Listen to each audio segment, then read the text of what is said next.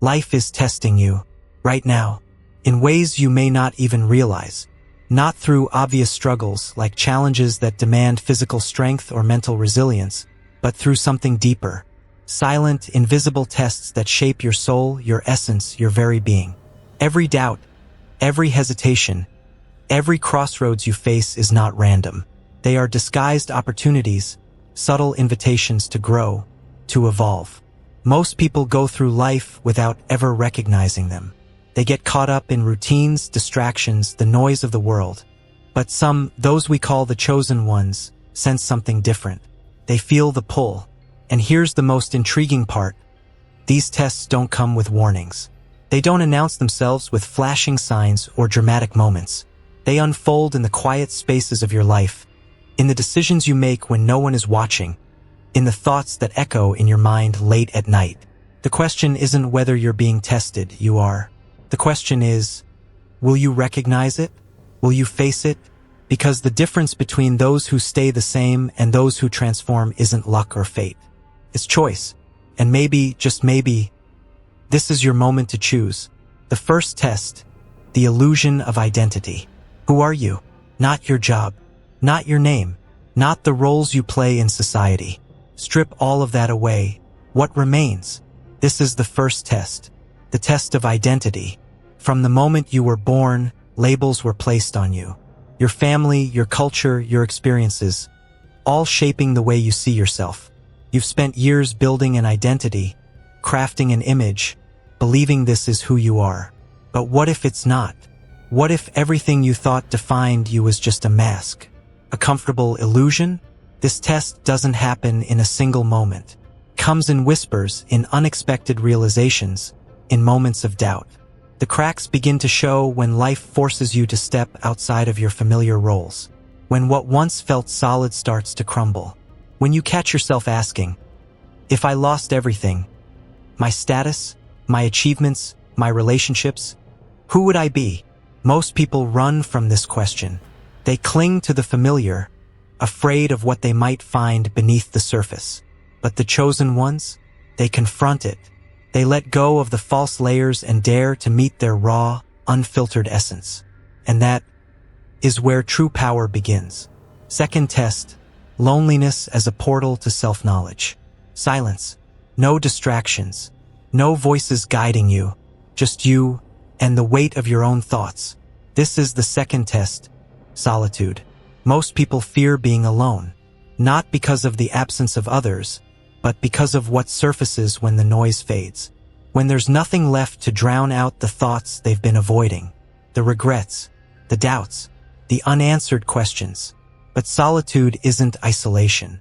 It's a mirror, a space where you come face to face with the deepest parts of yourself, the ones hidden beneath the opinions of others, beneath the expectations, beneath the constant pull of the outside world. At first, it's uncomfortable. The silence feels heavy. The mind searches for escape. But those who walk this path, those who refuse to run, discover something most never will, clarity. Because in the quiet, truth emerges. Who you are, what truly matters, what's been weighing you down. And once you face yourself in that silence, nothing can shake you the same way again. The third test, the weight of attachment and the art of detachment. You're carrying more than you realize. Memories, expectations, the weight of past mistakes, the people who left, the dreams that didn't happen, the version of yourself you thought you'd always be. This is the third test, detachment. Letting go isn't easy. The mind clings to what's familiar, even when it hurts, even when it holds you back. There's a false sense of security in keeping the past close, as if carrying it will somehow change what's already gone. But the truth is, not everything is meant to stay. Some people, some experiences, some beliefs, they were never meant to last forever. They came to teach, to shape, to guide, and then to be released. Those who resist this test stay trapped. They replay old wounds, hold on to what no longer serves them, and wonder why they feel stuck. But the chosen ones, they understand that detachment isn't loss, it's freedom. Because when you let go of what no longer belongs, you make space for what does. The fourth test, the dark night of the soul. Everything falls apart. The life you knew, the identity you built, the beliefs that once felt unshakable. Suddenly, they crumble. The path that once felt clear is now covered in darkness.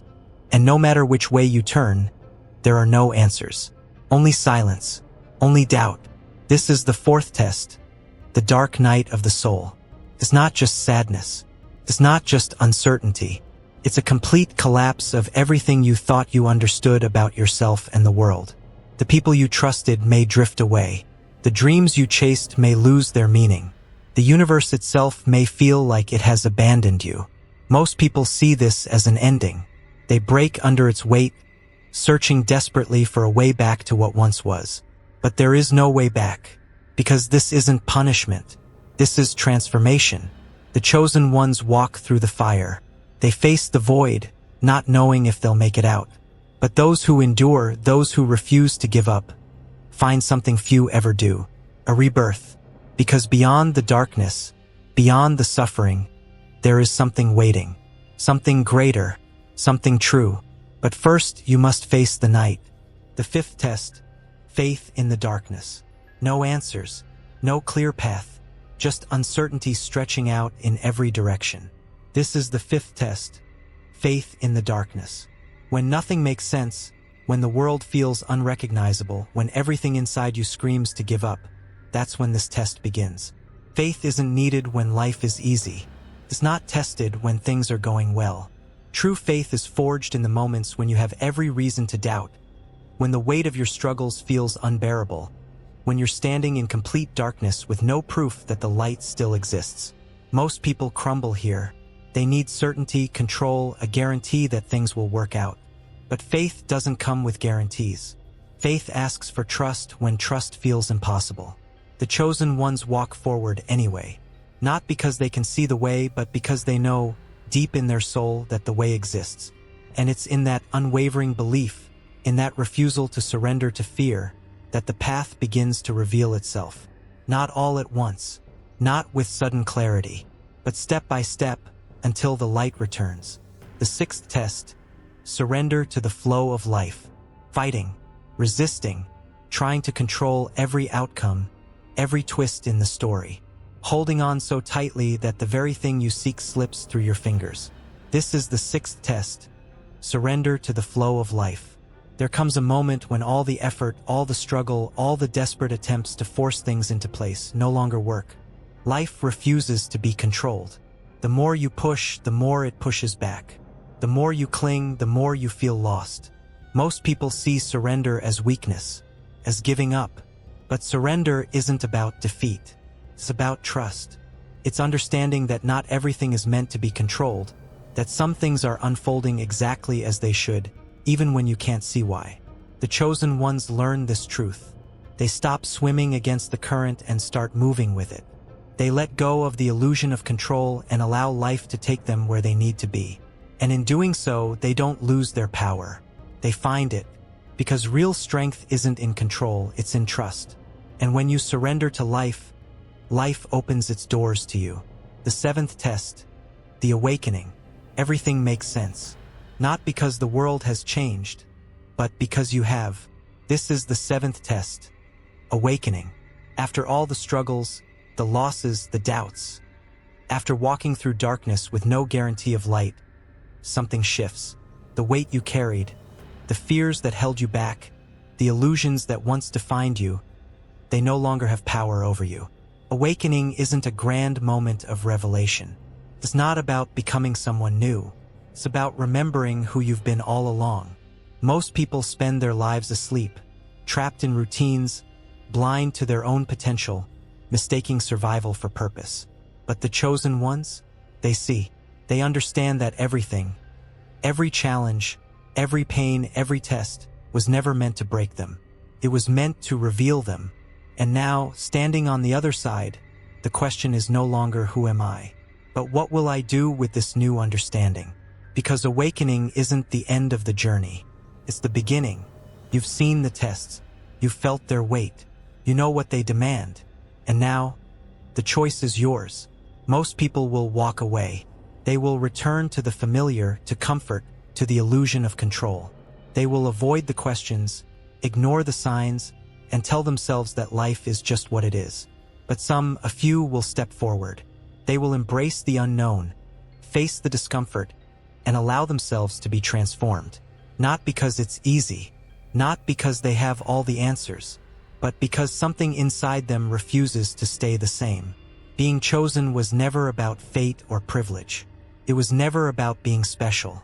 It was always about choosing. So here you are, standing at the threshold. You can stay as you are, or you can step into something greater. No one can make that choice for you. But if you feel the pull, if something deep within you is stirring, then you already know the answer.